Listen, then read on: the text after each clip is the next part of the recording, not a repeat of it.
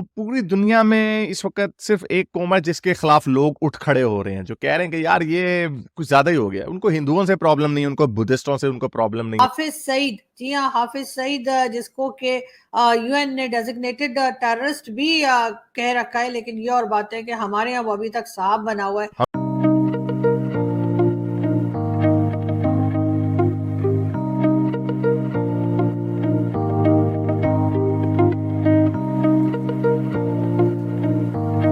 हमने देखा है कि पूरे यूरोप में एक राइट विंग की लहर आ गई है, क्योंकि ये प्रो पैलेस्टाइन जो कि प्रो हमास प्रोटेस्ट है, इन्होंने अपनी गंदी शक्लें दिखा दी हैं दुनिया को। नाम दिया गया नॉन स्टेट एक्टर्स का कि जी ये नॉन स्टेट एक्टर्स हैं और इससे हमारा कोई लेना देना नहीं है, लेकिन ऐसे कह के पाकिस्तान अपना पल्ला झाड़ नहीं सकता, इसलिए कि चाहे ये नॉन स्टेट एक्टर हो चाहे ये स्टेट एक्टर्स हो, बहरहाल इनका ताल्लुक पाकिस्तान से है। हर मुल्क के अंदर एक कौम को लेके डिबेट चल रही है, वो ये कि ये मुसलमानों के गंदे काले कारनामे।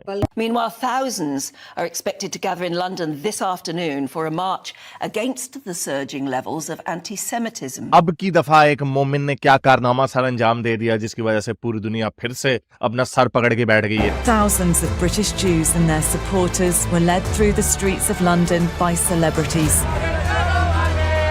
here to condemn the rise in anti-Semitism. कि 200% जो है ये बात साबित हुई। ट्रंप की MSNBC ने रिपोर्ट किया कि उसने भी ये उसकी कैंपेन के अंदर ये डॉक्यूमेंट लीक हुई है कि उसने फिर से मुस्लिम ट्रैवल बैन लगाना है। जी हाँ, हाफिज सईद, जिसको के यूएन ने डेजिग्नेटेड टेररिस्ट भी कह रखा है, लेकिन ये और बात है कि हमारे यहाँ वो अभी तक साहब बना हुआ है।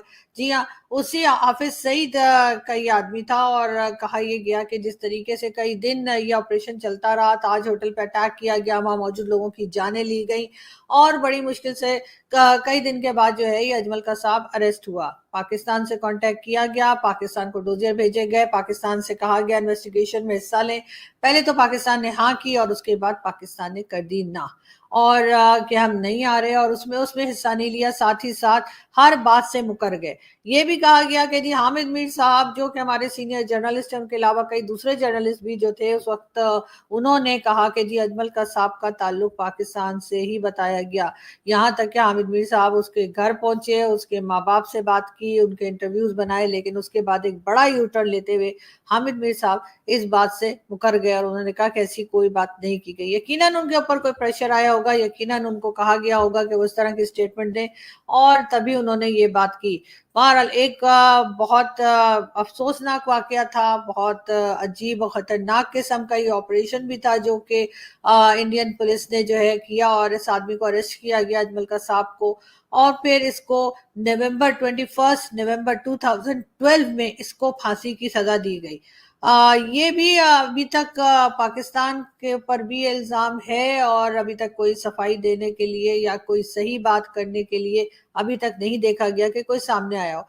उसके बाद भी कई चीजें होती रही और कई तरह के अटैक्स चलते रहे और हर बार पाकिस्तान की तरफ से एक ही जवाब होता था और वो था इनकार में कि नहीं, पाकिस्तान ने ना किसी को भेजा है, ना कोई गया है और ना ही कुछ ऐसा हुआ है।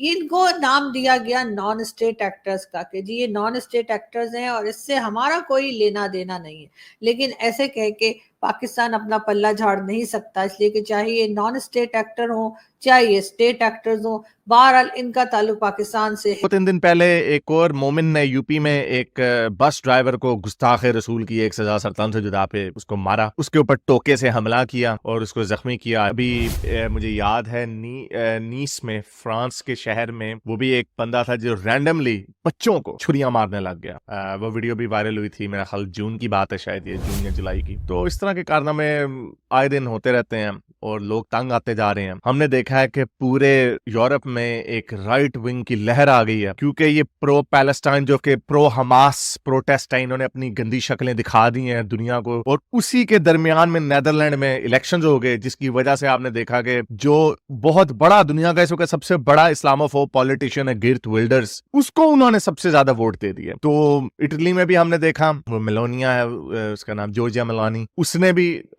वो भी पावर में आई और अब हमें देखना, ट्रंप भी शायद पावर में आएगा। ट्रंप की MSNBC ने रिपोर्ट किया कि उसने भी ये उसकी कैंपेन के अंदर ये डॉक्यूमेंट लीक हुई है कि उसने फिर से मुस्लिम ट्रैवल बैन लगाना है। तो पूरी दुनिया में इस वक्त सिर्फ एक कौम है जिसके खिलाफ लोग उठ खड़े हो रहे हैं, जो कह रहे हैं कि यार ये कुछ ज्यादा ही हो गया। उनको हिंदुओं से प्रॉब्लम नहीं है, उनको बुद्धिस्टों से उनको प्रॉब्लम नहीं है, उनको अब यहूदियों से प्रॉब्लम नहीं। जो फार राइट के जो उनके ट्रू रेसिस्ट हैं, व्हाइट सुप्रेमेसिस्ट जो हैं, उनको है यहूदियों से प्रॉब्लम, उनको है। लेकिन जो मोस्टली जो समझदार लोग हैं, जो बीच के लोग हैं, जो सबको अगर उनके साथ अच्छे से बात करोगे तो वो अच्छे से बात करेंगे, उनके साथ बदमाशी करोगे तो बदमाशी करेंगे, जो नॉर्मल इंसानों का रवैया होता है, वो सारे एक कौम से परेशान है और वो ये वाली परेशानी है। तो उसी तरह एक तरफ ये प्रो हमास प्रो पैलेस्टाइन कर रहे थे, तो यहां पर एक अल्जेरियन माइग्रेंट ने 50 साल का था, उसने एक औरत को छुरियां मारी, वो क्रिटिकल कंडीशन में है हॉस्पिटल में। एक मर्द को छुरियां मारी, वो भी क्रिटिकल कंडीशन में हॉस्पिटल में। और 3 बच्चों को छुरियां मारी, उनमें से एक को डिस्चार्ज कर दिया, दूसरा भी केयर ले रहा है और तीसरा जो है वो क्रिटिकल कंडीशन में है बच्चा। तो